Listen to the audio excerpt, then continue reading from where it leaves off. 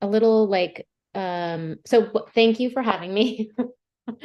And I was thinking about this question of manifesting, well, the question of maximizing joy versus manifesting joy felt like I was like, interesting. I think I'm going to just take it in the direction of manifesting instead of maximizing because I do feel as though I'm a family therapist. I see tons and tons of families and just so you know, my heater in my office is clanking. So if you hear that, I'm sorry. Um, but I'm very warm and cozy. So I see a lot of families who have, my area of specialization and interest is families who have sort of one person who's in the process of like an emergence of identity, a crisis that is kind of a crisis for the whole family, but also a crisis of concern for that person. And so joy in a family is actually a huge, it's like a huge part of my work. And so I was super excited to get this like extra added information to present to you all today. So I'm gonna start with asking folks to think about for themselves, what does joy mean to your family and to each member of your family? So I think one thing that we forget, in my opinion, about families is that they're made of all of these individual people and needs and members. And I think joy is such an overarching theme or construct that it's really easy to imagine that it's just something that everybody has the same entrance to or understanding of. And so I kind of cut and pasted what the definitions of joy mean, like on the interwebs. A feeling of great pleasure and happiness, an emotion of great delight or happiness caused by an exceptional event, keen pleasure or elation, a deep feeling of or condition of happiness or contentment. And I think that those are all really lovely lovely definitions, but it's it's not how humans engage with joy, in my opinion. I just don't think that there's a lived into experience in a family system around what that could or would look like. And so my questions to, the listeners are, how do we make space for every family member's definition of joy to have a place to shine and be reflected back to them? So my area of training is through narrative and dialogic work. And a huge part of that is listening to every family member's utterance and externalizing and making very real, like in front of us, a physical representation of something that you really want to manifest or come to life in the family. And so to me, the joy in a family is a tapestry made through the weaving together of each member's personal truth. Knowing each person's understanding of joy is key, and then languaging each distinct person's definition is also key. And for me, this takes trust. So trust is the practice or the skill that I associate with building joy in my work with families. So right now I'm going to read a poem by Adrienne Maree Brown called Trusting the People. And to me, this poem so perfectly and so gently and so considerately holds all of the different truths of what it means to build trust in a family and what it means to, as a byproduct of that trust, experience and elicit and enjoy joy.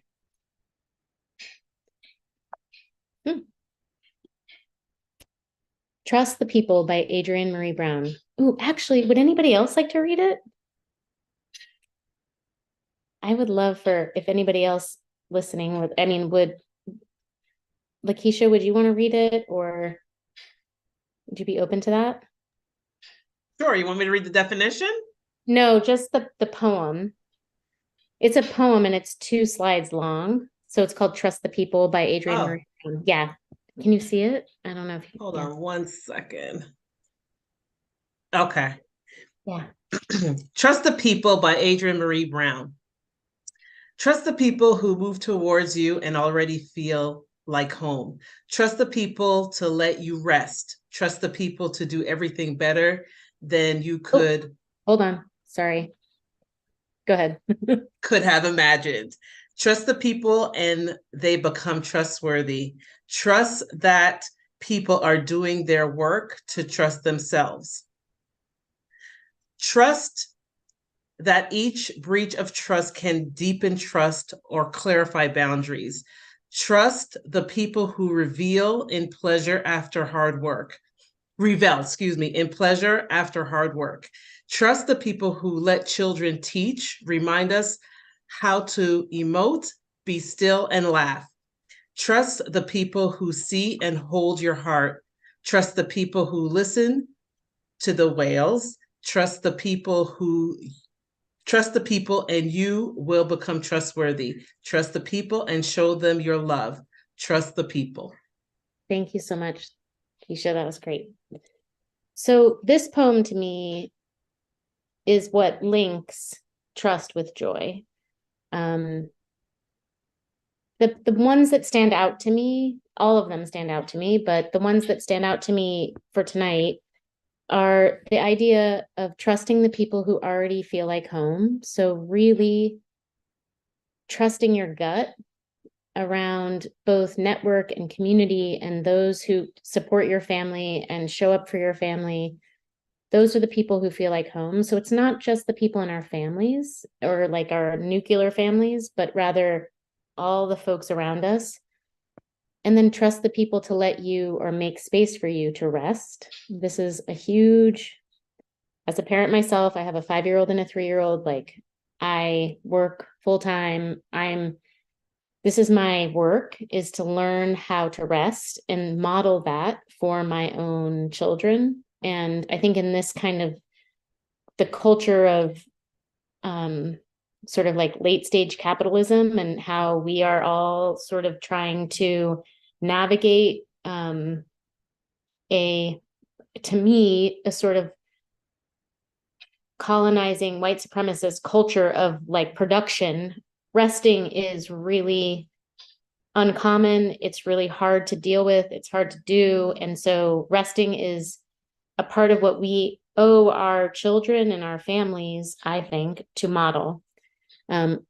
Trusting the people who experience pleasure after hard work. That to me is a huge part of parents.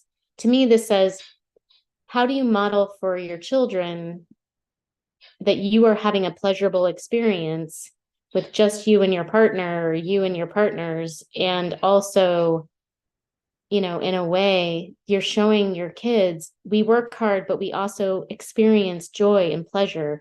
A lot of people don't tell their kids when they're going to go out what they're doing. They don't say, I'm going out to be with my really, really good friend who I love so deeply. There's like this some kind of guilt, like you shouldn't leave your children. That's not actually helpful for them because then they're just going to do the same thing. They're going to repeat that same pattern. So trusting that our children can really hold and understand and want that modeled for them, that we have pleasure after hard work. Trusting the people who let children teach and remind us how to emote and be still and laugh. Those are like, if I think of joy, emote, be still and laugh are like the action words of what I think of for joy. And then trust the people who see and hold your heart, like, that are holding your heart. Trust the people and you will become trustworthy. So when we model trust in our children and in our families and in our communities and our networks, we become trustworthy to them. And then we just literally trust the people who show us love and we show them our love. And so showing love is actually something that I think sometimes it's hard to access sometimes as a parent. Like that's just real. Okay, so feeling like home. What language does everyone in your family use to describe home? So if we were to externalize all of these kind of notions of what creates joy, this is obviously just my idea, but my notion, but can you externalize and ritualize and co-create visual images and offerings and items throughout the house for everyone to see? So there could be like an altar of joy in your household that just basically people just kind of set something up there and they add it to the altar, or, a mantle that has things that young people and grown-ups feel really proud of, that have brought them joy. That could be a picture that just got created. That could be so many different things. When our family goes to the beach, we have like a shell altar that is created. It's like inside, it's outside, there's fairies, there's beach fairies. It's like a whole thing. But the thing about it is that it takes so much time.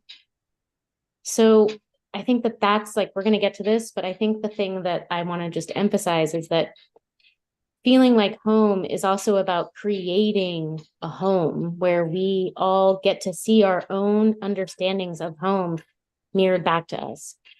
So can you share with each of your family members what it is about them that makes them feel like home to you? And what are the words that you would think of or use? I think of my two children. If you could think of 3 words to describe how they make you feel like home, and then share that with them, talk about it in a way where they actually have the language that you would use, and then create some sort of physical reminder so that when you basically want to leave your house and never come back, you have that like thing on the fridge that's like showing you what feels like home about being in your home when you want to flee, because it's real. Finding rest. So how do each of you rest? How do you rest? Does everyone, including parents, have the opportunity to rest in the ways that you need? And every person's ability to rest is so different. What they need, how they need it. So allowing for grace in transitions. I think all transitions are really hard, especially when there's young people involved. And even when there's not, how many transitions are there in your day? Really look at, is this working? Are there too many transitions? Sometimes I notice when people have really full week days, they tend to book their weekends more because they want to do more on their weekends. And how can you incorporate rest into each day, but perhaps in a different way? So I'm a huge fan of rest time. It doesn't matter how old you are. It does not matter. You can, as long as you're not moving your body and you're relaxing and you're resting, it doesn't matter. And so on our weekdays, and what I do really, I espouse, I have to say, is on weekends, think of your weekend as like a morning, then a rest time, and then an afternoon. A morning, a rest time, and an afternoon. So don't book your weekend full. Have a rest time where everybody's at home, just being quiet together. And ideally, maybe in kind of their own spaces. Like, what would it mean to, I think it's really important to have solo rest time for young people and for grownups for different reasons. It teaches young people that being alone and resting is like it rejuvenates you and it resets you and it helps you to integrate what you've just gone through. But as parents, we need that rest time. I know that like as a person who works all week long, I'm not used to spending 24 hours a day with my kids. I'm just not. And so that rest time actually allows for me to integrate what happened this morning, what kind of wild event happened, and then I can move into the next part of the day. But I really think, even if it means like bumping out your evening routine a little bit to have rest time in the middle of the day, I think it can be really helpful. And also shifting away from, I think, especially when there's kids and when parents are feeling taxed, there's often this like element of fairness between people, between parents and then between kids. So really languaging to kids and to each other. We're moving away from fairness between people and towards what's fruitful for everyone as a collective household. So, for me, my rest time is not about sleeping. I want to get a manicure and a pedicure. So I'm going to leave the house, which means that my partner is going to be on kind of like rest time duty, right? So that is something that serves everybody. If I like my manicure and pedicure, I'm a happier, joyful person, right? So like, this is how it works. And then Another time, if they want to use their rest time to go do something for themselves, they get to do that too. They love to sleep. So they just rest when they actually sleep when people rest. And then just a resting mindset slows everything and everyone down. And it's a great excuse, honestly, to like leave something that you're doing in the morning and be done with it and just finish it. And then you get to have a connection to home, a connection to joy at home, and feel like integration during that time. And then I just can't emphasize enough how amazing this book is. Rest as Resistance, a Manifesto by Trisha. Here she is, like such an incredible book. So if you don't have this, get it. Because if you don't believe me, you will totally believe her about rest. Okay, so pleasure after work and after hard work. In your family, what is every person's concept or description of pleasure after hard work? Kids go to school, that's their hard work. I like grown-ups go to work, that's their hard work. So how do you externalize these different concepts of pleasure and try to help one another access their individual pleasures? It's not too different from like weekend rest time where there's just more options. Like what do people get to intrinsically move towards if there's just open time, just open time to do what you need to do? Do you as parents have the kind of community support to have space for or to yourself at least twice a month? So do you have backup? Do you have people that can either put your kids to bed or be with your kids after they go to bed so that you can be with the people that you want to be with, friends, family, like your partner, if you have one? Just what does that look like? And then what does it mean to you to rely on other people so you can have pleasure in your life? There's a lot of guilt. I notice like one of the hardest things for me with parents in my work is convincing them that they deserve to just have like a pleasurable night out or a pleasurable day on Saturday where somebody in the community or somebody that they get to like pay if they have that option are going to like hang out with the kids or hang out at home, and they're going to get to go do whatever they want.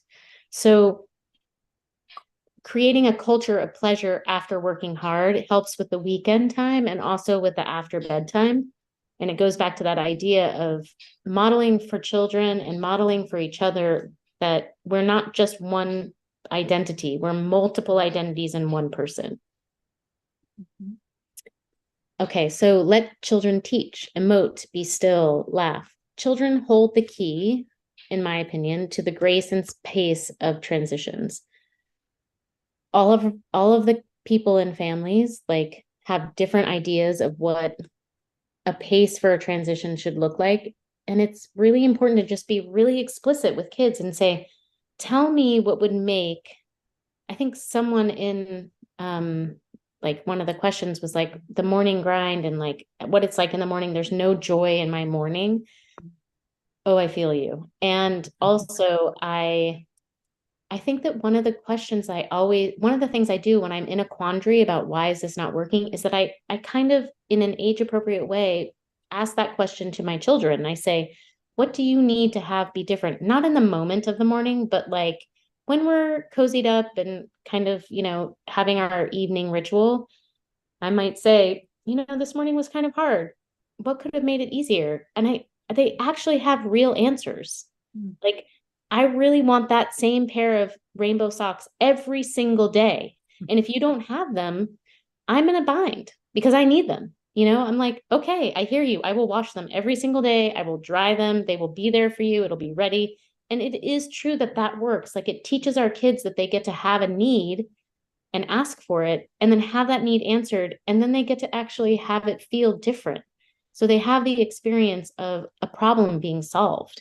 It's a very, very beautiful moment, And so to me, I feel like we have a lot to learn from if we let kids lead around how to elongate and pace transitions for your particular family needs.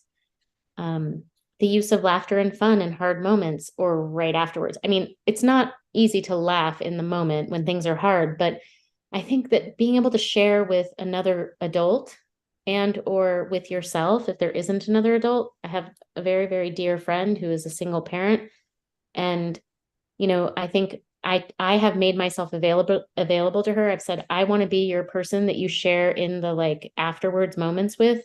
If you know somebody who's a single parent, be that person for them, like be their community who gets to like, they don't get to process things with other people. They don't get to like have a moment with a grown up after they've had a hard night. So I think it's really important for people who are grown ups to have moments of laughter and fun after things have been hard. And then what are the ways that your children and you find stillness? So this gets to technology, which I'm not going to get super into because I don't have any time to, but let suffice it to say that it's both helpful and divisive for grown-ups and children alike. But I think that it is one of the ways that many people say that they find stillness.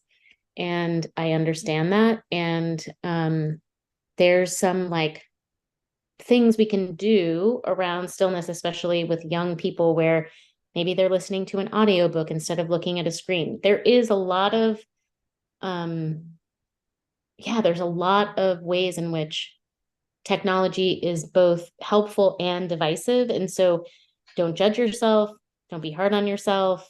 You're totally doing a great job. I think it's Dr. Becky who says, like, we're our best parents when technology is involved. That's not untrue, but also it's not, there's more to it, right? Like, we can be our best parents and also be inquisitive or curious about how we utilize technology. Okay, and the last thing I want to say is, so the idea of holding our hearts, becoming trustworthy, and showing love. So building trust takes time and consistency. It's not about avoiding differences, it's about embracing them and then also naming them and using our love and our care for each other to navigate the challenges. I really try to like encourage families to not avoid differences because that means that the Venn diagram gets smaller and smaller and smaller for what they actually are noticing and seeing and what they're able to do. It's better to be like, wow, that's really interesting. This person wants to do this and this person wants to do that. It's not really about changing anybody. It's just about naming everybody's difference.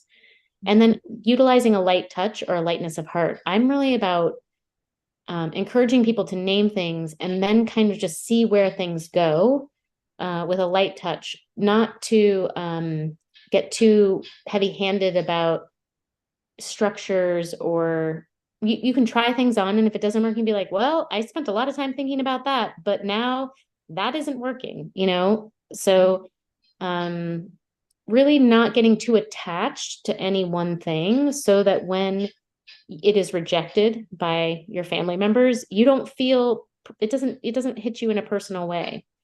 And then the last thing that I think is so important is challenging binary thinking in difficult moments and circumstances because it allows for nuance and messiness and fullness to emerge. I mean, when we feel stressed, the first thing we do is go straight to, oh, right, I need to be this way or this way. That's like the kind of parenting for me, what I was taught was like, give kids two options and both are okay, right? Both are, you would be fine with either one. Well, guess what? Most of the time they don't want either. So like, what do? Right? So sometimes you take a kid to school naked. You do that. You take their clothes, you make sure you have everything you need, but you put them right into that car seat naked. Whatever you got to do, you get it done, you know? And it didn't work to say, I can either do this or this. It didn't work, you know? So treating everything with like a light touch and also being really open to not getting too rigid or too inflexible. Okay, so claiming and naming the joy in your family, having and creating the space and time to talk together to answer all of the questions that bring joy to life in your family. Hacks. These are my hacks. Doubling the amount of time that you plan to take to do anything for your family, no matter what it is. That's like my biggest, most productive, most like I get the most back from that. Mm-hmm. I love Dr. Becky says this, and I don't know why I just her this idea that like we are all good people and we are also kids still inside of us. and we're doing the best that we can in the moment with the resources that we have available to us. So normalizing with the entire family that this is a process to continually be becoming a family. There's no like, we're a family and we're done. It's hard work. It's always hard work. We're just working hard all the time. So really allowing that to be okay, that we have missteps and it's like not even really a mistake. Usually it's like, it's just what we are doing the best we can. And then making that connection between joy and trust, because they're flexible and they're not fixed.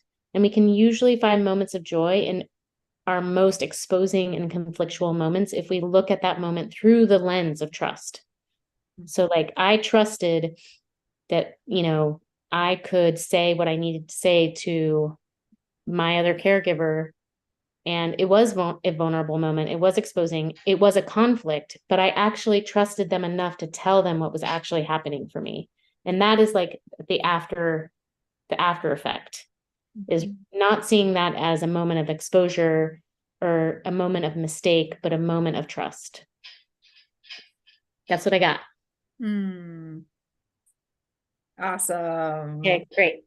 Thank you, Shannon. Totally. Thank you. Should I unshare? Yeah, maybe. So that might be good. So we Yeah. get big again. That was awesome. Great. I was, just moved as like, I feel like it's all connected, right? Every point you made is sort of like connected to the others. And I love the hacks and I have a lot more of those. Just depends on that like example. Nice. Well, is it a good time for me to ask a question? Yeah, I would love that. Okay. So first of all, this information, I was taking notes, great information. I wish I would have had this when I had all my kids at home. So thank you. I'm thinking about the holidays. So what are some ways that we can simplify things over the holidays to promote connection and then just reducing that stress around just around the holidays that inevitably happens in families? Yeah, thank you. I don't know if this is going to be a super popular answer, but I think that, and even you having kids that you said are out of the house, but they still come home for holidays, right? Yes, they do. So I think treating every member of the family with agency and honor, and really checking in with everybody and saying, this is what we're thinking we want to do, but what do you think about that? And it's not like we're going to completely morph what we're going to do based on what you're saying, but we want your input. And what I think I feel like people learn from that is, again, children really can set a pace, and they actually include grace by saying, I don't want to see that person. I don't want to do that thing. I don't want to do 3 parties in one day. I don't want to have to see these grandparents that make me feel A, B, and C away, and so with older kids, I say, pick one thing that you want to do with us that day. So for the holidays, let's say it's a 2-week period that they're on break, or it's a week period, whatever it is, they do one thing with the family each day, and the rest of the day is totally for them. Because they're not acculturated to having to deal with all of the family stuff. If they want to opt into other things, great. I mean, I love making things seem funner than they are going to be, or more fun than they're going to be. And I'm like, okay, bye. Because we have in our family system, we have 2 teenagers as well. And I'm always just like, okay, so have a great time here reading your fan fiction, whatever you're doing on your phone, because we're going to go and we're going to get a solstice tree and we're going to go do all these things. But yeah, you stay here. And by the way, can you make dinner for everybody? No, I didn't. But I mean, there's like this kind of feeling of that, right? And so I do think that you have to have buy-in. And I actually think that kids, when they feel like they have agency and are helping to make a decision, they're not just buying in, they're learning the skill of figuring out what they want and then having that be actualized for them. Kids have no normal agency in the holiday system. They have to see people they don't want to see. They have to deal with. And so I think it's hard, but I say to people, I'm like, you know what? My 5-year-old is not interested in having that gathering. And so I'm going to stay here with them, and our other parent and the kid who's like the socialite is going to go to that gathering. And of course I feel a sadness, like I want to do that. And I also really want to honor her like experience of being more sort of introverted, and that I will listen to that. And the holidays are the reason why holidays are so vulnerable, I think, for people and so charged, is because people have always been made to do shit they don't want to do do stuff they don't want to do. And so we Yeah. all feel this like stress like already. So it's like a way of kind of reparenting ourselves by letting our kids make those decisions. That's the Oh. way that I do it. I feel like you just empowered me because there's a lot around the holidays, family coming in, and you're expected to host things, and you're like, I just want to hang out with my kids. So Yeah. yeah, we decided, I'm just throwing out our stuff. We decided this year that we're going to do a gift exchange, and it's going to be really small sided, but I feel really good now. I feel like you just validated me, because I texted a group text and I said, you can text me individually, give me your thoughts on this. And they were all in. And it's reducing the stress, because it's not me running around doing something for everyone, because I want to make the holidays about time, not things. And we perpetuate that when we do the same thing year after year. And it feels like you can't get off that treadmill of that, because we did this last year and we had this and we did that. And I just feel like it's a really good time for me to reinvent that. So thank you. I love Yeah, that. definitely. That's And I awesome. think you're pointing to the idea of traditions, which are Yes. so important to families. And so how to name a tradition and then reimagine it where it feels spacious enough for everybody, so that you bring parts of tradition, but not necessarily like the 1950s version of it. Like that's just not possible, you know? I really wish you'd have been around when my kids were young, though, because I I mean, needed to hear this then. I know it's so hard. I had a client say the other day, I said, they actually scheduled a session just to talk about holidays. They came in and I said, what do you want to create for the holidays? And she said, I want to create the feeling of time stopping and wonder. I was like, oh, Wow. yeah, it's so powerful. I was like, so I just want to say, like, all the things I'm learning from my clients too, right? So it's not just like Mhm. you all are teaching me. My clients teach me, and that's how I learn that. I'm like, right. Us as parents also want time to slow down and for us to have a sense of joy and wonder in the holidays. Yeah. Thank you, Shannon. Yeah, like, sure, of course. So my question to you is, we're going back to time. Shannon, I have a 6-year-old. I'm tired. And it just feels like there's not enough time in a day for joy, for us to be joyful. How can I maximize getting more time as a family? Right. I mean, I have ideas, but it's But just, what are your ideas? I And mean, sometimes it's about making ideas actually happen, right? happen. I mean, I totally love, because there's only 3 of us, like doing family things, going on family vacations, but sometimes that doesn't work. So, try little things in the summer, partake in little events or something like that together. But again, it tends to fall in the crack because I'm so tired. Like I get home from work and the weekends I'm trying to catch up on sleep, and that doesn't happen because I got chores Yeah. to do and all types of stuff. So, Yeah. hopefully 2024 that can be a little bit different, where I can spend more time Yeah. with my husband and my child. Yeah. So, I mean, I think that thank you for that question. It feels like the ultimate question, the ultimate struggle. One thing I wonder about is like, what is our conception of time, and how does it drive us or fuel us? I literally take a nap on this couch once a day. Nice. Like I rest at work. I rest at work because I can't rest at home. Mm. So what would it mean to like incorporate, I don't know what job you have or what kind of spaciousness you have, but like, could you listen to an audiobook for 15 minutes and just literally not move and close your eyes and just rest? And I noticed that when I rest, I'm able to incorporate more rest, like more like stillness or slowness in my family, because I just generally feel as though I'm giving myself that. So I feel like I can give my family that. Mm.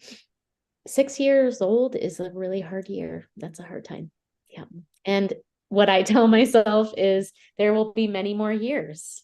And this is a race and a really hard time. But I think that, I mean, the hack that I said about planning twice, like giving yourself twice as much time to do anything, I have figured out that getting up earlier, like going to bed earlier when my kids are asleep and getting up earlier gives me more time to actually spend with them in the morning, and it feels much more relaxed. And I really fight that because I really want to like stay up and watch my shows. I want to like be a grown up and be an adult. I want to like have alone time, and I want to have partner time. And also I think I do it like Monday, Wednesday, Friday. I'm really clear. Like, I'm going to go to bed really early. I'm going to wake up early. I'm going to do like have a leisurely experience, because it's also about what we embody for ourselves. When we have the experience of a weekend experience, like a weekend morning on a weekday, it really messes with the whole system in a good way.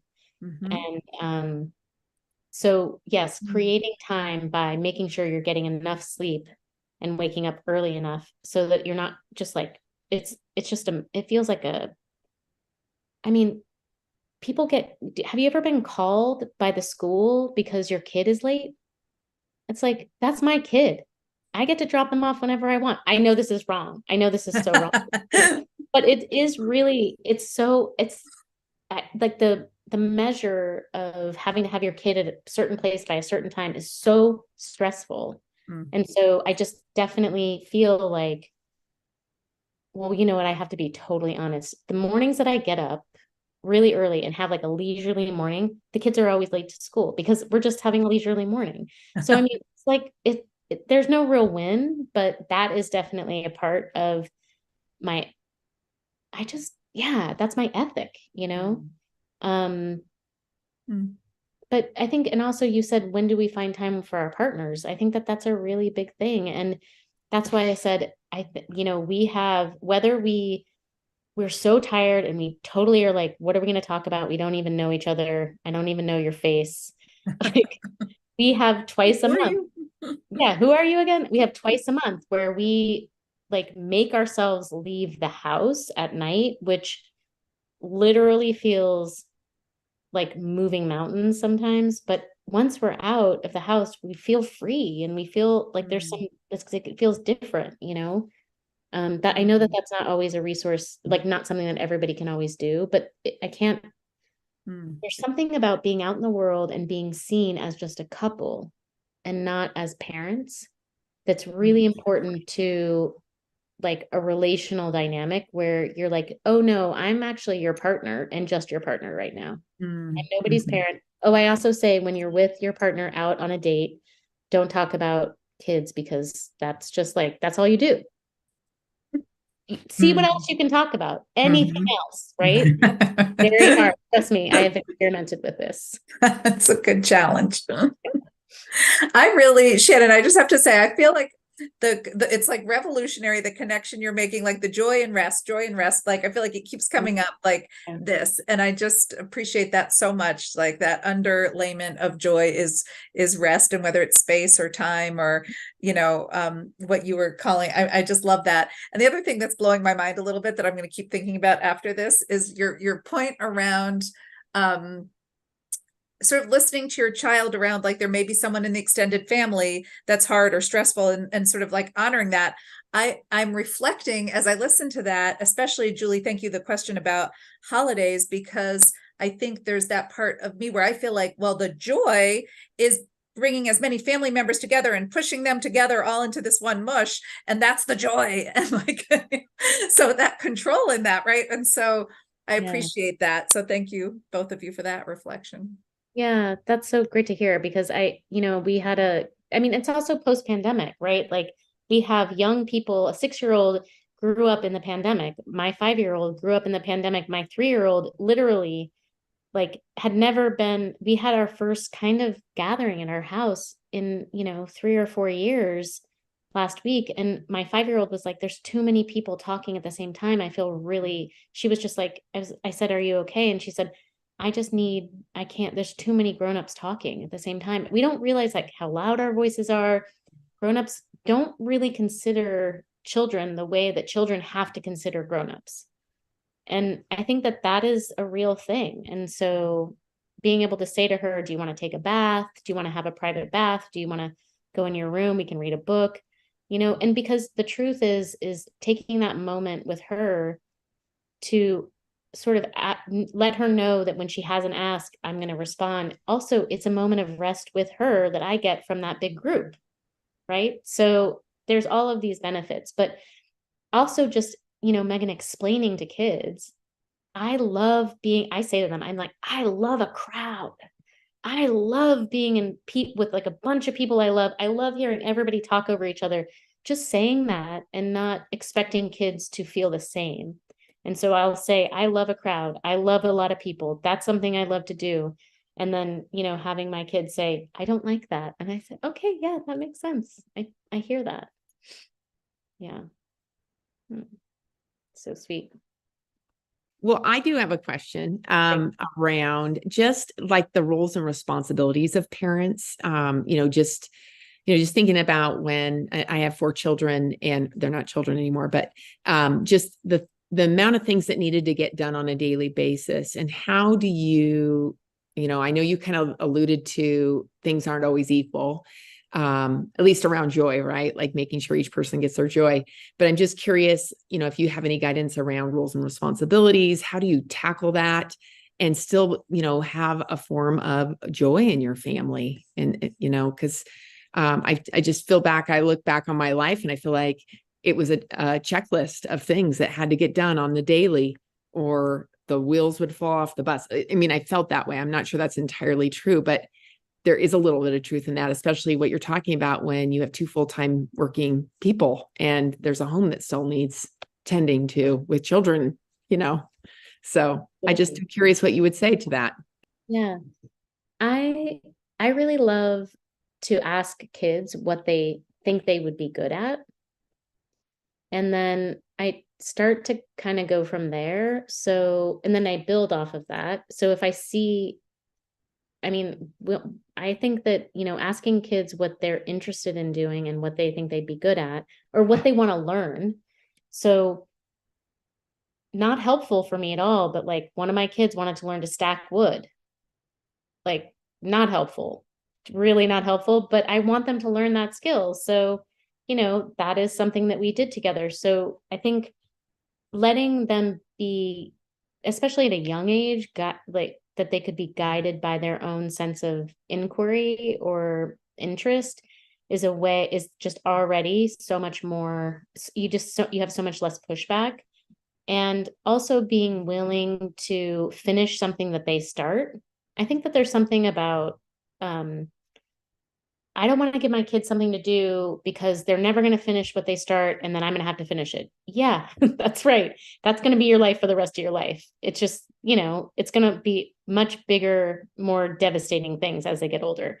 So, when they're younger, I think it's possible to really, access what parts of their interest you can bring into. So I'm now teaching my 5-year-old how to light candles, even though that's like not a big job in our household. It's a big job for her. She's 5, she's learning to use a match, she's learning to light a candle. This is a big thing. And so every night, all of a sudden now we have candles on the table for dinner, but it's like, there's something about it because it's an interest for her that she gets to have the feedback loop of this is something I want to do. Or, like the whole, I do actually think with older kids, when I'm thinking about, Julie, your experience of having 4 kids in a household and 2 people working all the time, I think the truth is that it's going to be chaos. And could that just be okay? Could we just say, I'm not going to buy a new couch for 20 years. I'm not going to do, I'm just going to live this life that is my life, you know? And what does it mean to just say, I don't need things to be perfect. I just want to have, and it is hard. It's hard to not hold yourself to some sort of standard, but I think that prioritizing the relationship over the outcome is always the key. That is for me the thing that I think about. And with also with teenagers, you know, I think teenagers right now who are so inundated with technology and, you know, their face is always in a phone. It's like, I don't care what it is that they're interested in. You want to learn to knit? Sure. You saw a TikTok about cooking biscuits? Let's do it. I'm all for whatever you want to do. And I will buy everything you need and be right by your side. Like you are actually a baby learning this thing, you know? And that I think is like the thing that I'm trying to incorporate technology and not feel so yeah, at odds with it. But it's hard. Yeah. It is. And if you come at them like technology is bad, you've lost them. So you got to yeah. figure that in point, you know. Yeah. I mean, I think if you have a household with small kids, it's funny because when we have our teens, like the teens in our family join our small kids, the small kids are like, you have to put your phone in the basket because we have like a basket where you put your phone. When you walk in from work, you put your phone in the basket and then nobody checks their phone until after the kids go to bed. And that's the way that we don't have to deal because it's actually the adults that have the technology problem in our family. When you have young kids, the adults are the people who are just trying to like you're just trying to save some sense of self. So you spend time with technology in these spare moments and then you turn around and your kids are trying to get your attention. You're trying to return a text message, you know? So we just tell everybody like we don't check our phones from 5 to 7. And then after that, it's like, you know, we can do whatever we want. But I think I do think when teenagers are told to like put their phone in the basket, they're like, that's not happening. That's impossible. It's impossible. Yeah. But so, yeah, you're right. You can't say it's bad. You can't say it's not helpful because it is not bad and it is helpful in so many ways. I love that challenge. It reminds me of the dinner, going to dinner and not talking about the kids, like Totally. 2 hours without the phone. That's good. Yeah. Challenge. It's like a deprivation model, but in the right direction.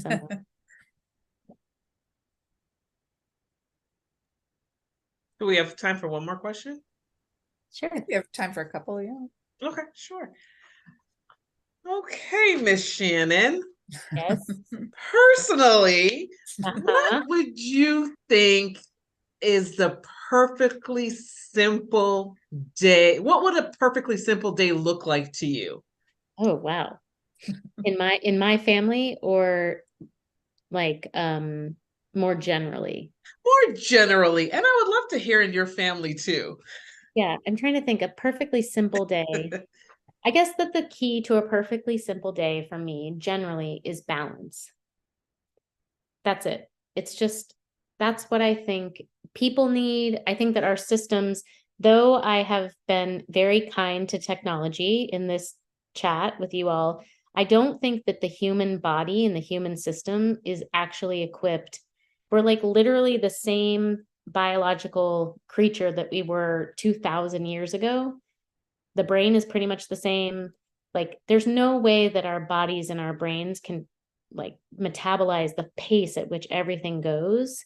And so I think balance is really key. And the way that balance happens in your particular family is your own kind of version. But I think really having a grace and a pace and a balance to your day, and that includes how much you work, that includes how much time you have with your kids. You know, I figure out for myself, I have from 5:30, 6 o'clock until 8:30 with my kids. And then I have from usually 5 to 7 with my kids. And then I have grown up time from 7 to 10. You know, that to me feels like as much of a balance as I'm going to find for myself in a work day. And then also to be clear, I really find space and time in my day, as I said, to take rest and to take a nap and to have some like unstructured time. And then on the weekends, I think that what I do and what I think can be really helpful is to have time that is not planned. It's like this. So if we're going to do that same, like we have Saturday and Sunday afternoon and morning, Sunday morning and afternoon, one of those sections should just be like unplanned so that spontaneous activities and understandings and experiences can arise. So spontaneity, balance, and rest. That's my perfect day. Simple day. Love it. Great. Love it. Thank Like a you. recipe. Yeah, it's kind of like a recipe. It does feel like that. Yeah. Yeah. Do you have ideas around like just the idea of one-on-one time with a parent or, balancing that with family time? Any guidance on that?